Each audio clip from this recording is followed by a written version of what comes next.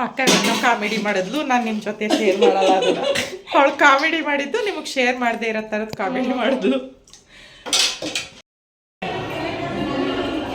Right ಅಂತೂ ಕೆಣಕಾಯ್ತಾರ friends, ಅಷ್ಟು right ಏನು ಮೊನ್ನೆ.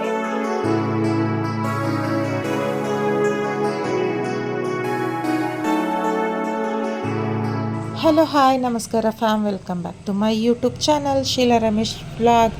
ಸೊ ಫ್ಯಾಮ್, ಇದು ಬಂದು ಗುರುವಾರದ ವ್ಲಾಗ್ ಆಗಿರುತ್ತೆ. ಇದೇನಪ್ಪ ವೀಡಿಯೋಸ್ ಓಪನ್ ಮಾಡಿದ ತಕ್ಷಣವೇ ಇವು ಕ್ಲೀನಿಂಗ್ನ ತೋರಿಸ್ತಾ ಇದ್ದಾಳೆ ಅಂತ ಅಂದ್ಕೋಬೇಡಿ. ಇದು ಗುರುವಾರದ ವ್ಲಾಗ್ ಆಗಿರೋದ್ರಿಂದ ಗುರುವಾರ, ಅದರಲ್ಲೂ ಹೇಳ್ಬೇಕು ಅಂದರೆ ಸ್ಪೆಷಲಾಗಿ ಗುರುವಾರ ಹೆಣ್ಮಕ್ಳುಗಳಿಗೆ ಕಿಚನ್ ಡಿಪಾರ್ಟ್ಮೆಂಟಲ್ಲಿ ಹೆವಿ ಕೆಲಸ ಇರುತ್ತೆ ಅಂತಲೇ ಹೇಳ್ಬೋದು. ಡೀಪ್ ಕ್ಲೀನಿಂಗ್ ಖಂಡಿತವಾಗ್ಲೂ ಇದ್ದೇ ಇರುತ್ತೆ. ಅದರಲ್ಲೂ ನಾನ್ ವೆಜ್ ತಿನ್ನುವಂಥವ್ರ ಮನೆಯಲ್ಲಿ ಈ ಗುರುವಾರ ಮತ್ತು ಭಾನುವಾರ 2 ದಿನ ಕಿಚನ್ ಡೀಪ್ ಕ್ಲೀನ್ ಮಾಡಲೇಬೇಕಾಗುತ್ತೆ. ಯಾಕೆ ಅಂತ ಅಂದರೆ ಮಂಗಳವಾರ, ಸೋಮವಾರ ಮತ್ತು ಭಾನುವಾರ ಎಲ್ಲ ಚೆನ್ನಾಗಿ ನಾನ್ ವೆಜ್ ಮಾಡ್ಕೊಂಡು ತಿಂದಿರ್ತೀವ. ಇನ್ನಾದರೂ ನೆಕ್ಸ್ಟ್ ಡೇ ವಾರ ಎಲ್ಲ ಮಾಡಬೇಕು, ಪೂಜೆ ಎಲ್ಲ ಮಾಡಬೇಕು ಅಂತ ಅಂದರೆ ನಾವು ನೀಟಾಗಿ ಕಿಚನ್ ಕ್ಲೀನ್ ಮಾಡಿಕೊಳ್ಳೇಬೇಕು.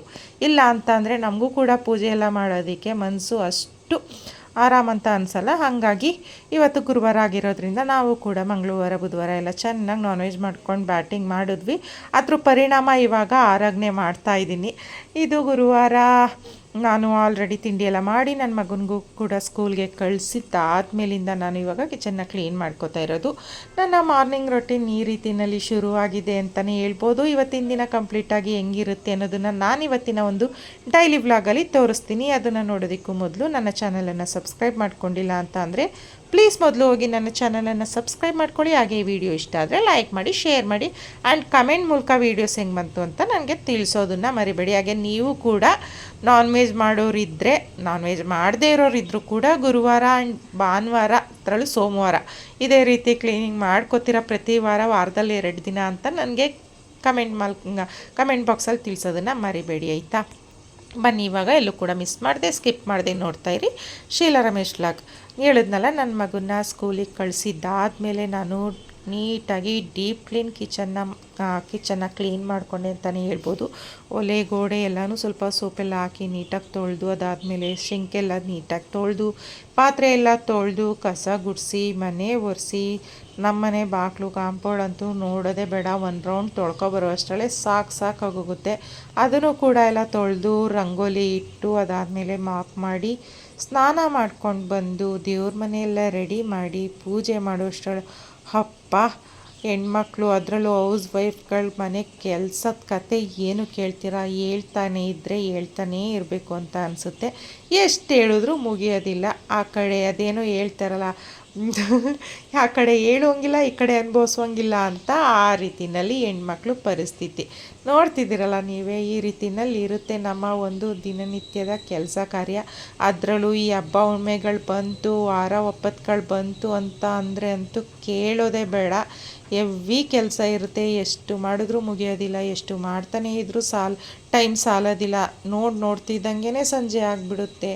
ಯಪ್ಪ, ಒಂದೊಂದ್ಸರಿ ಯಾಕೆ ಬೇಕು ಅಂತ ಅನ್ನಿಸ್ಬಿಡುತ್ತೆ. ನಾವೀಗ ಈ ಕೆಲಸ ಎಲ್ಲನೂ ಮುಗಿಸಿ ಸ್ನಾನ ಮಾಡ್ಕೊಂಡು ಬಂದು ಪೂಜೆ ಮಾಡಿ ತಾಳು ಸ್ವಲ್ಪ ತಿಂಡಿ ತಿಂದು ರೆಸ್ಟ್ ಮಾಡೋಣ ಅನ್ನುವಷ್ಟರಲ್ಲಿ ಆಫ್ಟರ್ನೂನ್ ಹಾಗೆ ಹೋಗುತ್ತೆ. ಇನ್ನು ಮಧ್ಯಾಹ್ನ ಲಂಚಿಗೆ ಪ್ರಿಪೇರ್ ಮಾಡಬೇಕು.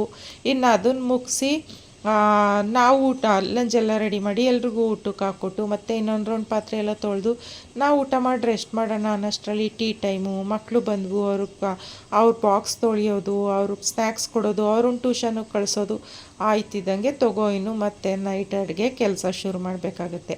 ಇದು ಎಲ್ಲ ಪ್ರತಿಯೊಂದು ಹೌಸ್ ವೈಫ್, ಅದರಲ್ಲೂ ಟಿಪಿಕಲ್ ಹೌಸ್ ವೈಫ್ಗಳ ಕೆಲಸ.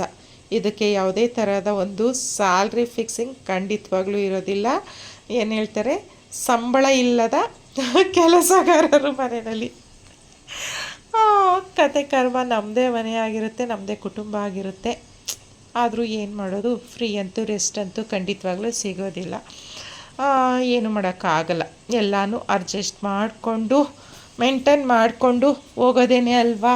ಅದಕ್ಕೇ ಹೇಳೋದು, ಹೆಣ್ಣಿಗೆ ಸಹನೆ, ತಾಳ್ಮೆ, ಕ್ಷಮೆಯ ಧರಿತ್ರಿ, ಶಾಂತ ಸ್ವರೂಪಿಣಿ ಅಂತ ಇದಕ್ಕೆ ಹೇಳಿರೋದು ಹೆಣ್ಮಕ್ಳುಗಳಿಗೆ. ಇದನ್ನೇ ಈ ಡೈಲಾಗ್ನ ಹೇಳ್ಬಿಟ್ರೆ ಅವರು ಶಾಂತಿ ರೀತಿಲಿ ಇರ್ತಾರೆ, ಸಮಾಧಾನದಲ್ಲಿ ಇರ್ತಾರೆ ಅನ್ನೋದಕ್ಕೆ ದೊಡ್ಡವರು ಹಿರಿಕರುಗಳು ಇದನ್ನು ಮಾಡಿ ಬಿಟ್ಟಿರಬೇಕು ಡೈಲಾಗ್ಗಳನ್ನ.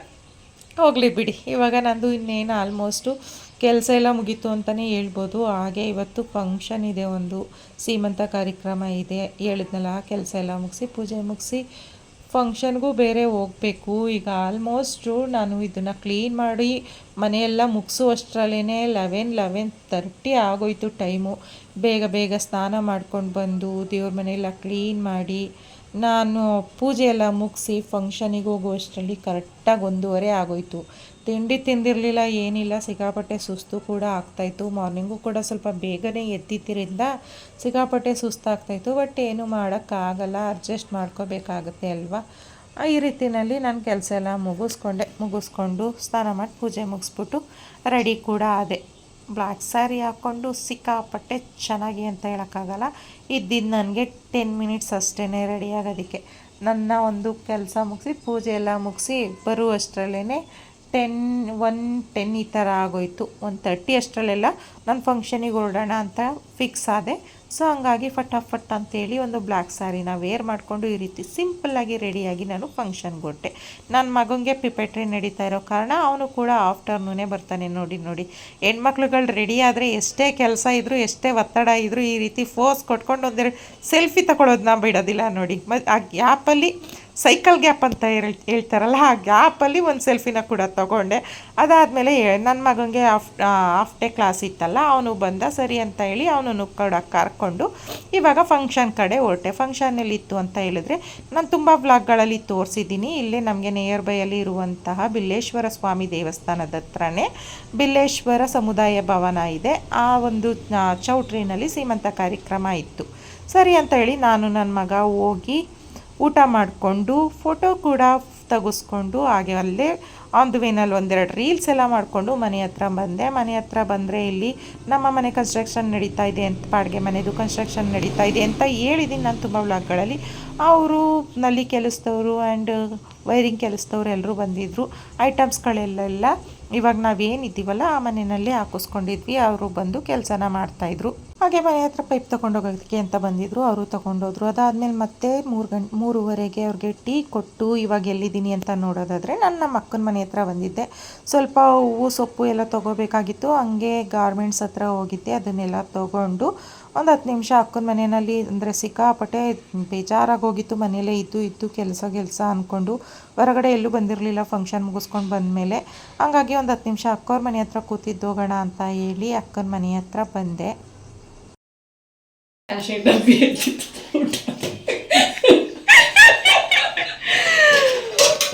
ಅಕ್ಕ ಕಾಮಿಡಿ ಮಾಡಿದ್ಲು, ನಾನು ನಿಮ್ಮ ಜೊತೆ ಶೇರ್ ಮಾಡಲ್ಲ ಅದನ್ನ. ಅವಳು ಕಾಮಿಡಿ ಮಾಡಿದ್ದು ನಿಮಗೆ ಶೇರ್ ಮಾಡದೇ ಇರೋ ಥರದ್ದು ಕಾಮಿಡಿ ಮಾಡಿದ್ಲು. ಬಂದೆ, ಒಂದು ಸ್ವಲ್ಪ ಹೊತ್ತು ಕೂತಿದ್ದ 5 ನಿಮಿಷ ಆಗಲಿಲ್ಲ, ಕತ್ಲೆ ಆಗೋಯ್ತು. ಮನೆಗೆ ಹೋಗಿ ಲೈಟ್ ಹಾಕಬೇಕು. ಬಂದಂಗೂ ಅನ್ನಿಸ್ತಾ ಇಲ್ಲ, ಏನು ಮಾಡೋಕ್ಕಾಯ್ಕಿಲ್ಲ. ಮನೆ ಕೆಲಸ ಮುಗಿಯೋ ಗಂಟೆ ಹಿಂಗೇನೆ ಇರ್ತದೆ. ಮನೆಗೆ ಹೋಗಿ ನಾನು ಸಾಂಬಾರು ಮಾಡಬೇಕಾಗಿತ್ತು.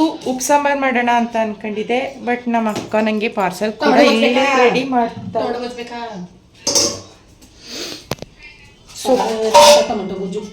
ಏನಕ್ಕೆ ಮಾಡಿದೆ ಅದನ್ನ?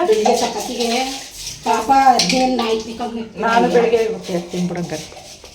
ಚಟ್ನಿನೂ ಐತೆ, ಸೊಪ್ಪು ತಡ್ನಿಕಾಳು ಪಲ್ಯ ಮತ್ತು ಸೊಪ್ಪಿನ ಸಾಂಬಾರು ಮತ್ತು ಟೊಮೊಟೊ ಗೊಜ್ಜು ಐತಿ ಅಂತ ಅಂದ್ಬಿಟ್ಟು ಟೊಮೊಟೊ ಗೊಜ್ಜು ಕೊಡ್ತಾಳೆ ಫ್ರೆಂಡ್ಸ್. ಈಗ ನೋ ಟೆನ್ಷನ್ ಅಡುಗೆ ಬಗ್ಗೆ. ಹೋಗಿ ರೈಸು ಮುದ್ದೆ ಮಾಡ್ಕೊಳ್ಳೋದು ಅಷ್ಟೇ. ಗಮ್ಮಂತೈತೆ ಟೊಮೊಟೊ ಗೊಜ್ಜು, ನಿಜ. ಮೆಂತ್ಯ ಸೊಪ್ಪು ಹಾಕಿ ಮಾಡಿದ್ದೀನಿ, ಚೆನ್ನಾಗೈತೆ ಟೇಸ್ಟ್. ಮೆಂತ್ಯ ಸೊಪ್ಪು ಹಾಕಿರೋದಕ್ಕೆ ಮೆಂತ್ಯ ಸೊಪ್ಪು ಹಾಕಿದ್ರು ನಿಜ ಘಮ ಚೆನ್ನಾಗಿ ಬರ್ತದೆ. ಟೇಸ್ಟ್ ಹೆಂಗಲ್ಲಿ ಘಮ ಚೆನ್ನಾಗಿ ಬರ್ತದೆ.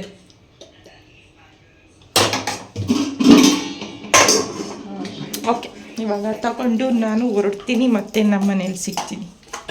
ಏನಾದರೂ ಹೇಳ್ತೀರಾ? ಅದನ್ನ ಹೇಳ್ತೇನೆ. ಲಾಂಗ್ ಟೈಮ್ ವ್ಲಾಗ್ ಬನ್ನಿ. ಶಿಲ್ಪ ಗಣೇಶ್ ಅವರೇ, ನಮ್ಮ ಭಾವ ಇದ್ದರೆ ಸ್ವಲ್ಪ ಮಾತಾಡೋರು. ಇಷ್ಟೊತ್ತು ಗಂಟ ಕೂತ್ಕ ಮಾತಾಡಿದ್ರು, ಹೊರಗಡೆ ಹೋದರು. ಕುಯ್ ಅನ್ಕಂದಿನಿ. ನೀನೇನು ಕೆಲಸ ಇಲ್ಲ ಮನೆ ಒಳಗಡೆ, ಫೋನ್ ಇಟ್ಕೊಂಡು ವೀಡಿಯೋ ಮಾಡ್ಕೊಂಡು ನಿಂತ್ಕೊ ಅಂತ. ಬ್ಯಾಗ್ ಯಾಕಕ್ಕ ಪಾಟಿ ತತ್ತೈದಿ?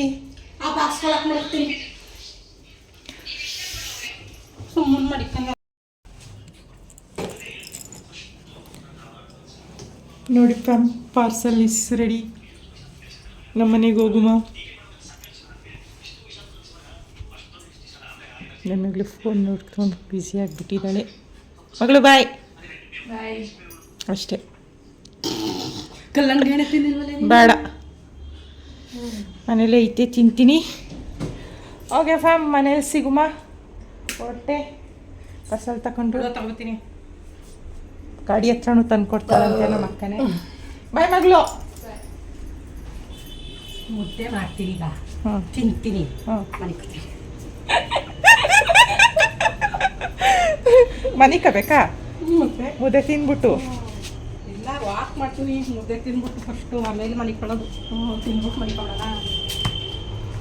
ಆದರೂ ನಮ್ಮ ಅಕ್ಕವ್ರ ಮನೆ ತವೆ ಚಂದ ಫ್ರೆಂಡ್ಸ್, ಎಷ್ಟು ಪೀಸ್ಫುಲ್ಲಾಗಿರ್ತದೆ ನೋಡಿ. ರೋಡ್ ತವೆ ಎಷ್ಟು ಚೆನ್ನಾಗಿದೆ ನಮ್ಮ ಮನೆ ತವೆ. ಅಪ್ಪ ದೇವ್ರೆ, ಮನೆ ಬಿಟ್ಟು ಹೊಂಟೋಗೋಣ ಅನ್ನಿಸ್ತದೆ. ಮನೆ ಬಿಟ್ಬಿಟ್ಟು ಎಲ್ಲಿ ಹೋದಿರಿ? ಅದಕ್ಕೆ ನನ್ನ ಮನೆಯಿಂದ ಹಾಕ್ಸಿದ್ರು. ಅದಕ್ಕೆ ನನ್ನ ಮನೆಯಿಂದ ಹಾಕ್ಸಿದ್ರು. ಈ ಕಾಂಪೌಂಡ್ ಹತ್ರಕ್ಕೂ ಬರಲ್ಲ, ಬಾಗಿಲು ತೊಳೆದು ಕಂಟನೆ ಬಿಟ್ಟು ಒಳಗೆ ಹೋದ್ರೆ ನೀವು ಕಾಂಪೌಂಡಿಂದ ಹಾಕ್ಸಿದ್ರು. ನಾನಾಗಿದ್ರೆ ರೋಡಲ್ಲೇ ಕೂತ್ಕೊಬಿಟ್ಟಿರೋದೆ. ಇದು ಮಾಡುವಾಗಲೇ ಸೊಪ್ಪು ತರಕಾರಿ ಬಂದ್ಬಿಡ್ತಾರೆ ಎಲ್ಲ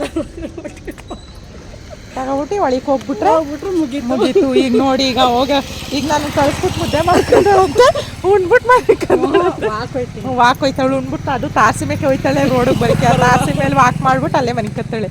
ಹ್ಞೂ ಸರಿ ಆಯ್ತು. ಎಲ್ಲಮ್ಮ ವಾ ಹೂ ಬಿಡ್ಸಿದಾರಂತೆ ನೋಡಿ. ವ್ಯಾಪಾರ ಮಾಡ್ತವ್ರೆ. ಅಕ್ಕವ್ರ ಅತ್ತೆ ಕಾಣಿಸ್ತಾ ಇಲ್ಲ. ಅವರು ಅಂಗಡಿ ಹತ್ರ ಹೊರಗಡೆಗೆ ಲೈಟ ಚೆನ್ನಾಗಿ ಬೀಳ್ತೀರಿ ಈ ಹೀರೋಯಿನ್ ಥರ. ಹ್ಞೂ ಸರಿ, ಮನೆ ಹತ್ರ ಸಿಗುಮ. ಬಾಯ್ ಬಾಯ್ ಮಾಡು, ಹೋಗ್ಲಿ.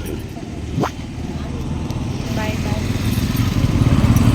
ಆವಾಗಲೇ ಹೇಳಿದ್ನಲ್ಲ ಅಕ್ಕನ ಮನೆ ಹತ್ರ ಯಾಕೆ ಹೋಗಿದ್ದು ಅಂತ. ಅಲ್ಲೇ ಅಕ್ಕವ್ರ ಮನೆಯಿಂದ ಸ್ವಲ್ಪ ಮುಂದೆ ಇರುವ ಗಾರ್ಮೆಂಟ್ಸ್ ಇರುವಂಥದ್ದು.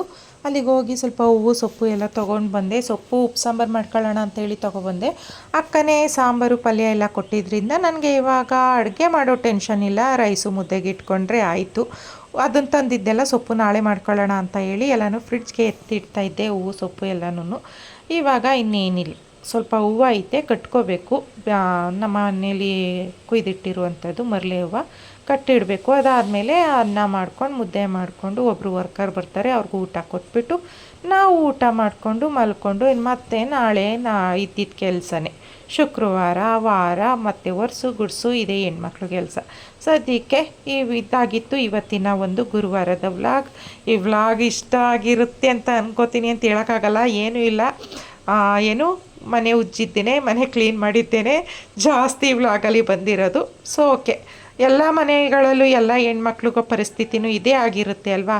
ನಿಮ್ಮ ಮನೆಯಲ್ಲೂ ಕೂಡ ನನ್ನ ರೀತಿಯೇ ಮಾಡ್ತೀರಾ? ಅದನ್ನು ನನಗೆ ಆಗಲೇ ಹೇಳ್ದಂಗೆ ಕಮೆಂಟ್ ಮೂಲಕ ತಿಳಿಸೋದನ್ನು ಮರಿಬೇಡಿ. ಮತ್ತು ನಾನು ನಿಮಗೆ ನೆಕ್ಸ್ಟ್ ವೀಡಿಯೋಲಿ ಸಿಗ್ತೀನಿ ಅಂತ ಹೇಳ್ತಾ, until then take care, bye bye, love you all.